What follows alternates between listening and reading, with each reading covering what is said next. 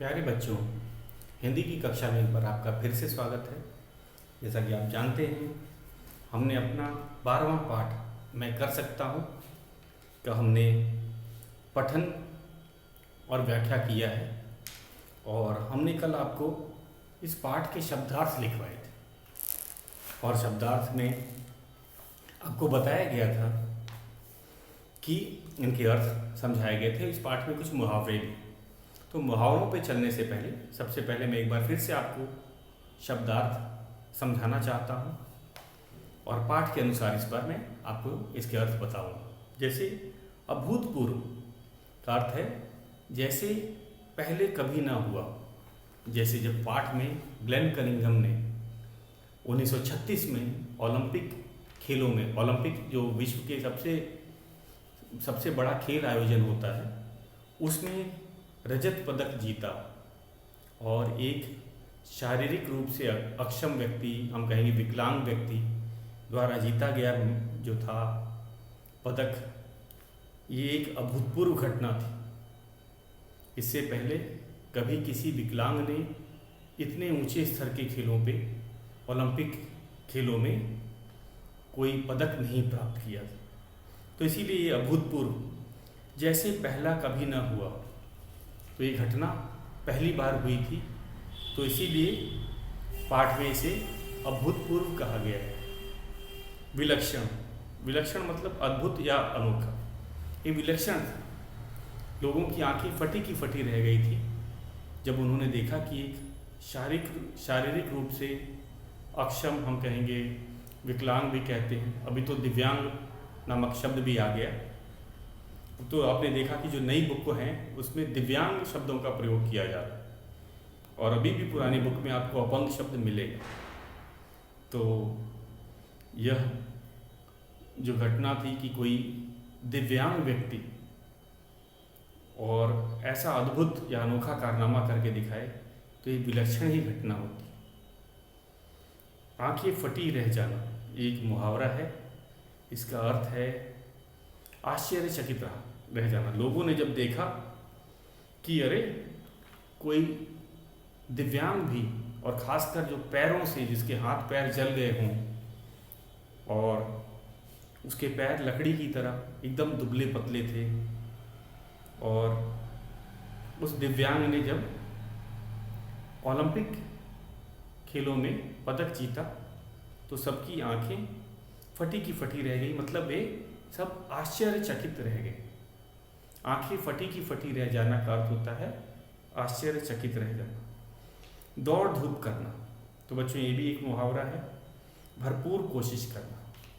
पाठ के अनुसार आपको बताते हैं, जब ग्लेन कनिंघम 8 वर्ष की आयु में जब वह आग से दुर्घटना में अपने दोनों पैर और एक हाथ को गंवा चुका था, तो उसके माता पिता ने बहुत दौड़ धूप की।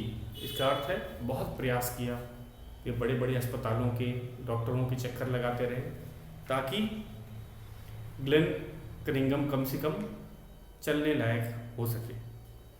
तो दौड़ धूप करना का अर्थ होता है भरपूर कोशिश करना। तो ग्लेन कनिंघम के माता पिता ने काफ़ी दौड़ धूप की थी, बहुत कोशिश की थी ताकि उनका पुत्र ठीक हो सके। अपंग का अर्थ होता है अंगहीन। तो बच्चों, अपंग भी 2 प्रकार के होते हैं। एक होता है जन्मजात। कुछ लोग जन्म से ही उनके हाथ पैर में खराबी होती है, या हम कह सकते हैं अपंग हो सकते हैं। और इसका अर्थ होता है अंग का ना होना। अंगहीन का अर्थ होता है अंग के बिना। जैसे कईयों का हाथ नहीं होता, कईयों की आंखें नहीं होती, कईयों के पैर नहीं होते। तो ये बच्चों 2 कारण से होता है। आदमी अपंग 2 कारण से होता है। एक जन्मजात भी हो सकता है और जन्म के बाद किसी दुर्घटना का शिकार होने पर भी अपंग हो जाते हैं लोग। आजकल इस शब्द का प्रयोग काफ़ी कम किया जाता है। जैसे कि आपने देखा है नई बुक में दिव्यांग है। दिव्यांग मतलब देवताओं द्वारा, ईश्वर द्वारा दिया गया अंग। सर्वश्रेष्ठ, इसका ये तो बहुत आसान शब्द है। सर्व मतलब सबसे और श्रेष्ठ मतलब उत्तम, तो सबसे उत्तम। जैसे हम कहेंगे ग्लेन कनिंघम सर्वश्रेष्ठ धावक थे। और धावक का अर्थ होता है दौड़ने वाला, हमारा अगला शब्द भी धावक ही निकला। और धावक का होता है अर्थ दौड़ने वाला। हरकारा भी हिंदी में कहा जाता है। जो हरकारा जो पहले शब्द हम कहेंगे खबरों को पहुंचाने का काम किया करते थे, पत्रों को एक स्थान से दूसरे स्थान तक पहुंचाने के लिए वे दौड़ कर भी जाते थे, घोड़े का प्रयोग करते थे और उन्हें हरकारा भी कहा जाता था। आत्मविश्वास, अपने पर विश्वास। तो हमने देखा डॉक्टरों ने भी ग्लेन कनिंघम को ये कह दिया था कि अब ये जीवन में कभी चल नहीं सकेंगे, लेकिन ग्लेन कनिंघम ने आत्मविश्वास के कारण उन्हें झूठा कर दिया। और आत्मविश्वास होता है अपने पर विश्वास, आत्म का होता है स्वयं, अपने पर विश्वास। ईर्ष्या का अर्थ होता है जलन का भाव। जैसा कि हमने इस पाठ में दिया, पाठ के अनुसार मैं अर्थ बता रहा हूँ इस समय। तो इसमें ग्लेन कनिंघम के पड़ोसी थे जो उन्होंने उन्हें भोंदू कहा था। भोंदू का अर्थ होता है मूर्ख। उनके विचार से, पड़ोसी के विचार से, जो व्यक्ति खेलों में ज़्यादा भाग लेता है वह पढ़ाई में अच्छा प्रदर्शन नहीं कर पाता। लेकिन ग्लेन कनिंघम ने उन्हें बता दिया कि ऐसी बात गलत है, ऐसा सोचना गलत है। जो एक अच्छा खिलाड़ी, एक अच्छा विद्वान भी हो सकता है, ऊंची शिक्षा प्राप्त कर सकता है। उन्होंने भी न्यूयॉर्क यूनिवर्सिटी से पीएचडी की डिग्री हासिल करके यह सिद्ध करके दिखाया था। अगला है भोंदू। भोंदू का अर्थ होता है मूर्ख। रंग लाना एक मुहावरा है, इसका अर्थ होता है प्रभाव दिखाना। जैसे ग्लेन कनिंघम की का परिश्रम और अभ्यास रंग लाया और वो धीरे धीरे खड़े हो गए, चलने लगे, यहाँ तक कि उन्होंने दौड़ना भी शुरू कर दिया। और अंत में उनका प्रयास, जब वे सर्वश्रेष्ठ धावक बन गए, तब हम कहेंगे उनका परिश्रम रंग लाया। तो मतलब प्रभाव दिखाना होता है। दृढ़ का अर्थ होता है मजबूत। दृढ़ का अर्थ होता है मजबूत। विकलांग, जिसका कोई अंग कम, अधिक या टूटा फूटा हो। तो बच्चों विकलांग एक शब्द है, इसका अर्थ क्या होता है? किसी अंग का कम होना, जैसे कि, और किसी या फिर अधिक होना, जैसे कईयों की आपने देखा है 6 उंगलियां होती हैं, या फिर कोई अंग टूटा फूटा हो। और विकलांग आदमी किसी भी कारण से, जन्मजात या दुर्घटना से भी हो सकता है, मैंने इसका आपको अभी बताया था। कीर्तिमान, यश स्थापित करने का कार्य। कीर्तिमान मतलब यश स्थापित करने का कार्य। जैसे कि उन्होंने कीर्तिमान बना दिया कि कोई अपंग व्यक्ति ओलंपिक खेलों में रजत पदक जीतता है, तो हम कहेंगे ये तो उन्होंने कीर्तिमान स्थापित कर दिया। उपलब्धियां, उपलब्धियों को कहते हैं प्राप्तियां। जैसे हम ग्लेन कनिंघम की बात करेंगे तो उनकी क्या क्या उपलब्धियां थी। उन्होंने खेल जगत में, शिक्षा जगत में, देशभक्ति में, समाज सेवा में उन्होंने उनकी कीर्तिमान स्थापित किया था। कीर्तिमान स्थापित किया था और ये सब उनकी उपलब्धियां थी। पीएचडी की डिग्री, ओलंपिक्स में मेडल जीतना, ये सब उनकी उपलब्धियां ही तो थी। आंखों के आगे अंधेरा छाना एक मुहावरा है। कुछ सुनाई न देना, कुछ सुनाई न देना, ये है। जैसे कि ये कहा गया है पाठ में कि जब ग्लेन कनिंघम को डॉक्टरों ने कह दिया कि अब ये कभी चल नहीं सकेंगे, तो उनके माता पिता की आंखों के आगे अंधेरा छा गया। मतलब कि कुछ सुनाई न देना, निराश हो जाना। कुछ सुनाई न देना, आंखों के आगे अंधेरा छा देना, निराश हो जाना या कुछ सुनाई न देना। अगला एक और मुहावरा है मुंह पर ताला लगाना, बोलती बंद कर देना। जैसे कि पीएचडी की डिग्री हासिल करके उन्होंने अपने पड़ोसी के मुंह पर ताला लगा दिया कि शारीरिक रूप से अक्षम व्यक्ति, चाहे वो खेल हो, चाहे वो उच्च शिक्षा हो, उसमें उसका प्रदर्शन हमेशा अच्छा रहेगा। तो ये मुहावरे थे। आज हमें मुहावरे लिखने थे, मैंने शब्दार्थ आपको लिखवा दिए थे और आज है बारी हमारी मुहावरों की। तो मुहावरों को आप लिखेंगे आज। और मुहावरों को हम अर्थ सहित लिखेंगे, अर्थ के साथ। पहला मुहावरा है हमारे पाठ का कि आंखें फटी रह जाना।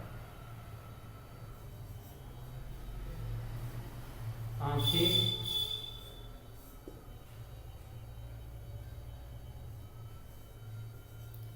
फटी रह जाना।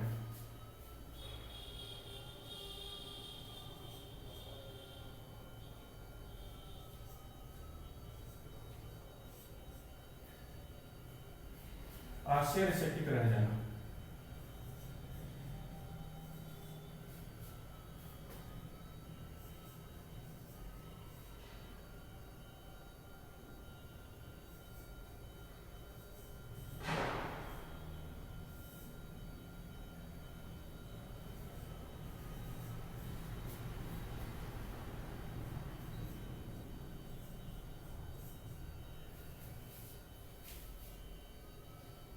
तो पहले हम मुहावरा लिखेंगे, फिर उसका अर्थ।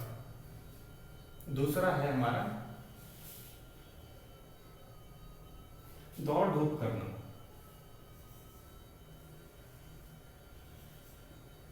दौड़ धूप करना।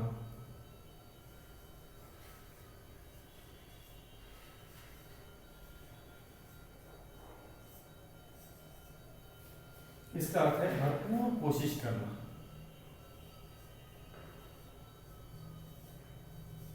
भरपूर प्रयास करना या कोशिश करना, दोनों सही है। कोशिश करना। तीसरा है हमारा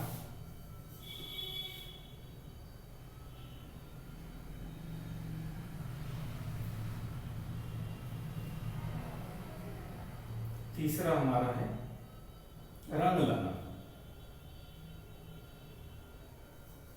रंग लाना। इसका अर्थ है प्रभाव दिखाना। प्रभाव दिखाना।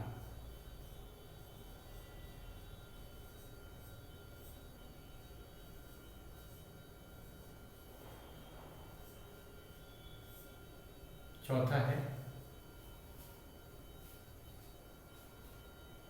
आंखों के आगे अंधेरा छाना। आंखों के आगे, आंखों के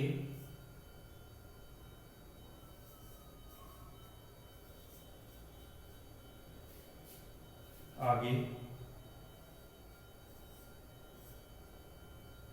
अंधेरा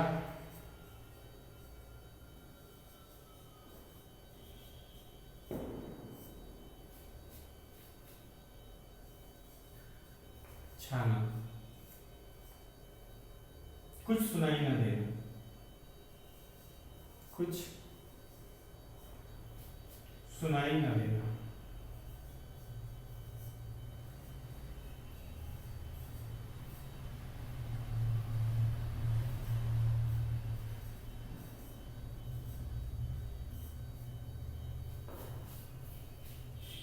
उसके बाद पांचवा हमारा है मुंह पर ताला लगाना। मुंह पर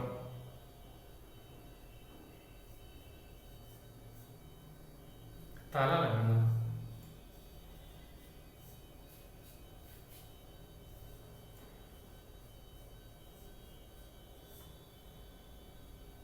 इसका अर्थ है बोलती बंद कर देना। बोलती बंद कर देना या चुप कर देना। हम कहते हैं बोलती बंद कर देना का क्या अर्थ होता है? किसी को चुप कर देना, चुप करा देना। बोलती बंद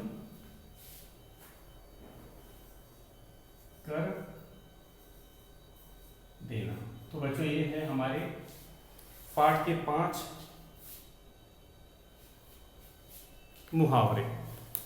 जैसा कि आप मुहावरों को जानते हैं, मुहावरे शाब्दिक अर्थ ना देकर कुछ अलग अर्थ देते हैं। जैसे आंखें फटी रह जाना, इसका अर्थ नहीं कि आंख फट जाना है, आंख बाहर निकल आना, ऐसी बात नहीं है। इसका मतलब है आश्चर्यचकित रह जाना। तो मुहावरों के बारे में आपको फिर से बता देता हूँ।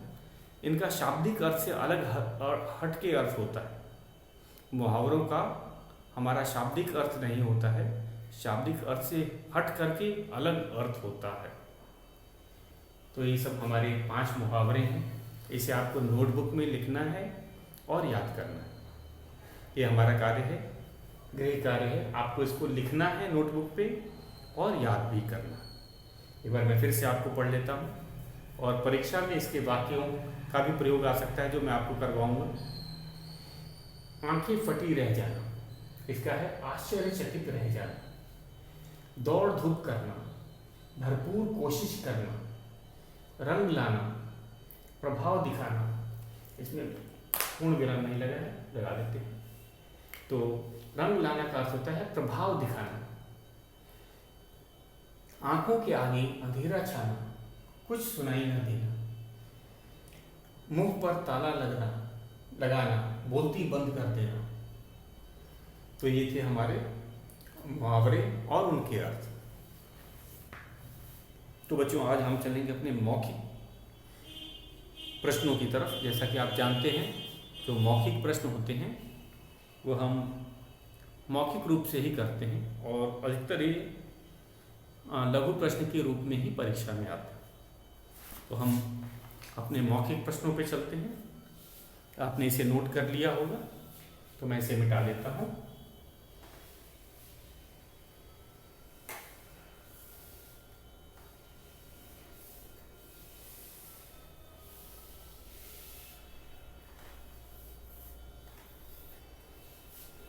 हमारा मौखिक प्रश्न।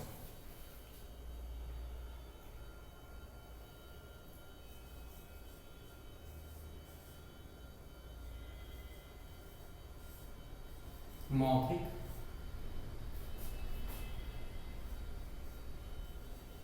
प्रश्न। मौखिक प्रश्न है पहला, निम्न लिखित प्रश्नों के उत्तर दो। प्रश्नों के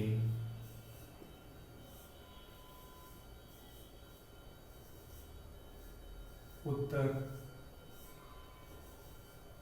दो। पहला प्रश्न है हमारा, 1936 के ओलंपिक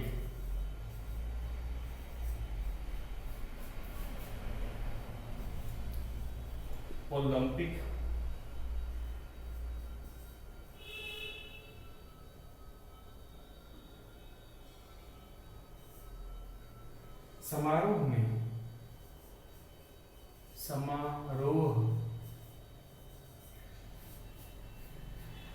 में कौन सी विलक्षण घटना घटी। विलक्षण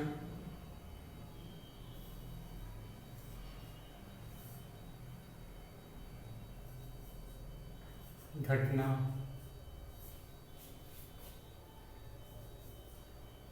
घटी। विलक्षण का मतलब अनोखी या अद्भुत। जैसा कि मैंने आपको बताया था, विलक्षण का अर्थ होता है अनोखी या अद्भुत।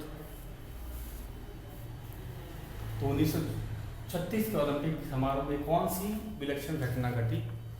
तो हमने वही है जब ग्लेन किनिंगम ने दौड़ की प्रतियोगिता में रजत पदक, आपको रजत पदक के बारे में मैंने बताया था कि जो खेल प्रतियोगिताएं होती हैं उसमें प्रथम आने वाले को स्वर्ण पदक दिया जाता है। स्वर्ण मतलब सोने का, मतलब इंग्लिश में इसे गोल्ड मेडल कहते हैं। और जो दूसरे स्थान पर आता है उसे सिल्वर मेडल दिया जाता है। सिल्वर मतलब रजत पदक, या हम आम भाषा में कहते हैं चांदी का पदक। तो चांदी को, सिल्वर मेडल को रजत पदक कहा जाता है। और जो तीसरा आता है, इंग्लिश में ब्रॉन्ज मेडल कहा जाता है और हिंदी में ब्रॉन्ज को कांस्य पदक कहा जाता है। तो ये 3 मेडल होते हैं। तो उन्होंने रजत पदक प्राप्त किया था। ओलंपिक खेलों में कौन सा पदक प्राप्त किया था? रजत पदक। रजत मतलब सिल्वर मेडल, मतलब वे दूसरे स्थान पर आए थे। तो ये 1936 के ओलंपिक खेलों की बात है। और लकड़ी से सूखे पैरों वाले अपंग व्यक्ति ने जब श्रेष्ठ धावक का खिताब जीतकर दूसरा स्थान प्राप्त कर रजत पदक जीता, तो सारी दुनिया की आंखें फटी की फटी रह गई। तो इसमें बच्चों एक ये समझने की बात है कि ओलंपिक जो खेल होते हैं दुनिया के सबसे बड़े खेल समारोह होता है। इसमें लगभग 200 देश भाग लेते हैं और खासकर दौड़ प्रतियोगिताओं के लिए तो हर कोई अपने देश से धावक, अपने देश का सर्वश्रेष्ठ धावक भेजता है। और ग्लेन कनिंघम जो कि एक हम कहेंगे दिव्यांग थे, कुछ किताबों में अपंग भी लिखा गया है, पुरानी किताबों में, और नई किताबों में इसे दिव्यांग लिखा गया है। तो दिव्यांग का अर्थ होता है देवताओं द्वारा दिया गया अंग। और पहले अपंग का भी प्रयोग किया जाता था, हमारे पुरानी किताबों में भी है। ये बच्चों सही शब्द नहीं माना जाता अपंग, क्योंकि अगर हम किसी अपंग को ऐसे शब्द से बुलाएंगे तो वह अच्छा महसूस नहीं करे। तो एक नया शब्द दिया गया है दिव्यांग, मतलब देवताओं द्वारा दिया गया अंग। तो ऐसे व्यक्तियों को जिनके हाथ पैर में कुछ शारीरिक कमजोरी होती है, हम उन्हें दिव्यांग कहते हैं, इसका ध्यान दीजिएगा।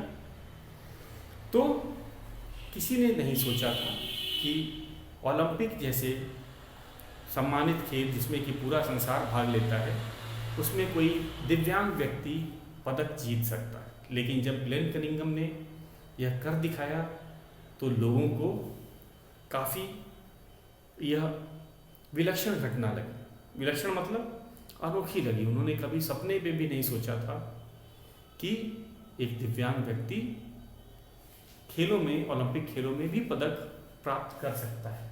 तो प्रश्न है हमारा, 1936 के ओलंपिक समारोह में कौन सी विलक्षण घटना घटी? तो हम लिखेंगे 1936 के ओलंपिक समारोह में ग्लेन कनिंघम द्वारा, या हम नाम नहीं लिखना चाहते हैं तो लिखेंगे एक विकलांग द्वारा रजत पदक जीतना एक विलक्षण घटना थी। 1936 के ओलंपिक खेलों में या 1936 के ओलंपिक समारोह में एक दिव्यांग द्वारा रजत पदक जीतना एक विलक्षण घटना घटी। तो इस तरह भी लिखा जा सकता है। आप इसे छोटा ही लिखेंगे और अपने शब्दों में लिखेंगे। तो इसको किस तरह से और भी लिखा जा सकता है मैं बता रहा हूं। एक दिव्यांग द्वारा ओलंपिक समारोह में रजत पदक जीतना एक दिव्यांग धावक द्वारा ओलंपिक समारोह में रजत पदक जीतना एक विलक्षण घटना थी। इस तरह से भी आप लिख सकते हैं।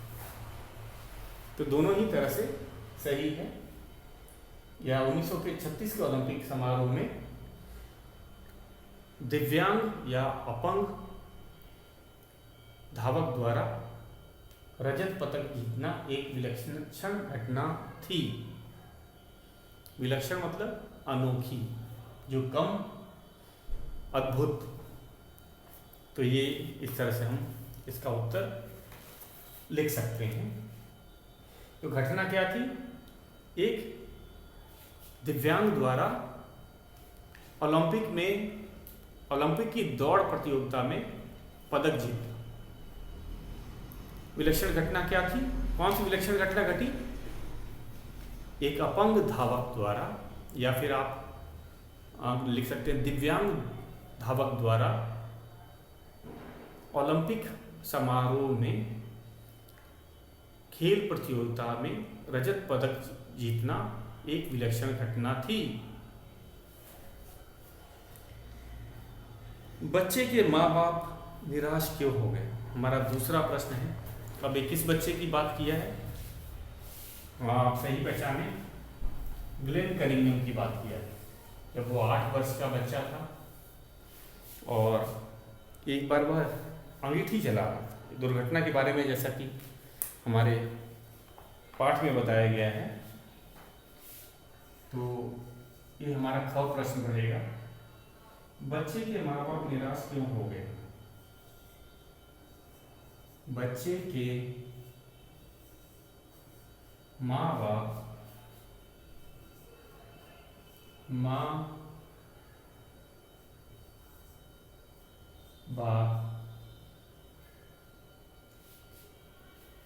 निराश क्यों हो गए?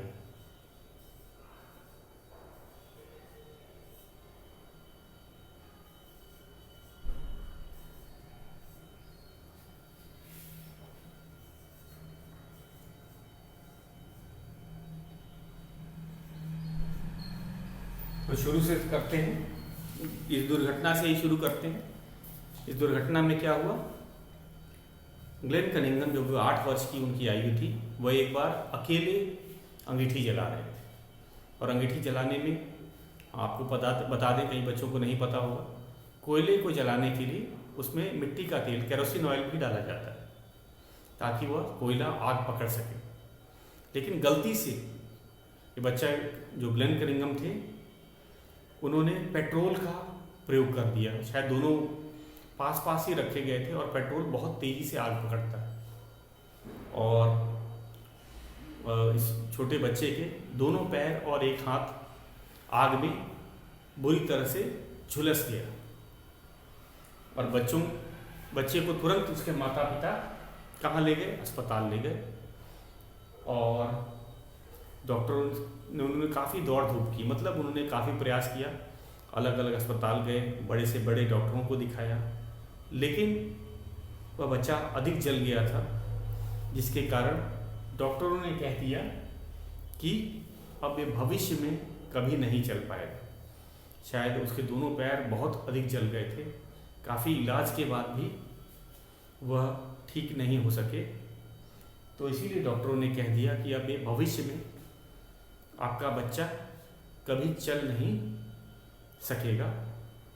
तो बच्चे के माँ बाप निराश हो गए थे ये जान करके कि डॉक्टरों ने भी मतलब कि कह दिया है कि अब वह कभी नहीं चलेगा। तो लोग डॉक्टरों की बात को ही सच मानते हैं और अपने बच्चे की ऐसी हालत देख कर के दुखी हो गए।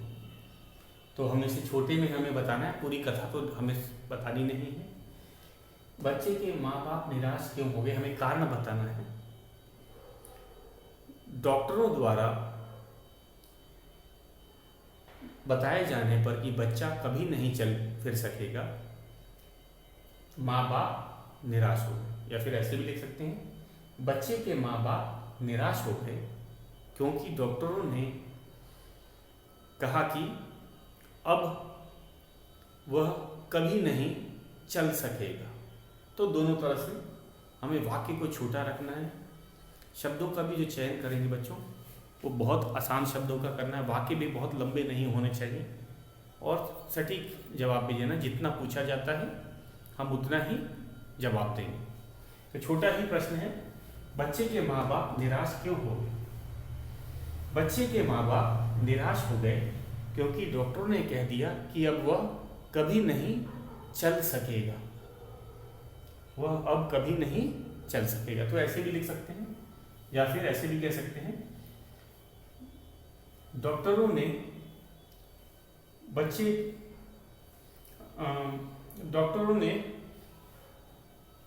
बच्चे के बारे में कहा कि वह कभी नहीं चल सकेगा, इसलिए माँ बाप निराश हो गए। या फिर ऐसे ही लिख सकते हैं, बच्चे के माँ बाप निराश हो गए क्योंकि डॉक्टरों ने कहा कि अब वह जीवन में कभी नहीं चल सकेगा। तो आज के हमारे बच्चों, हम लोगों ने क्या क्या काम किया है उसके बारे में समझ लेते हैं। अभी इसमें और 3 और मौखिक प्रश्न हैं। मैंने आज 2 पे चर्चा की है और मुहावरों पे हमने चर्चा की। तो आज का गृह कार्य एक बार फिर से नोट कर लीजिए, आपको मुहावरों को लिख करके याद करना है। और आज हमने जो ये 2 प्रश्न चर्चा के द्वारा किया था, मौखिक प्रश्न, इसको भी समझना है। हम ऑनलाइन क्लास में इसकी आपसे सुनेंगे इस पे। तो आज के लिए बस इतना ही।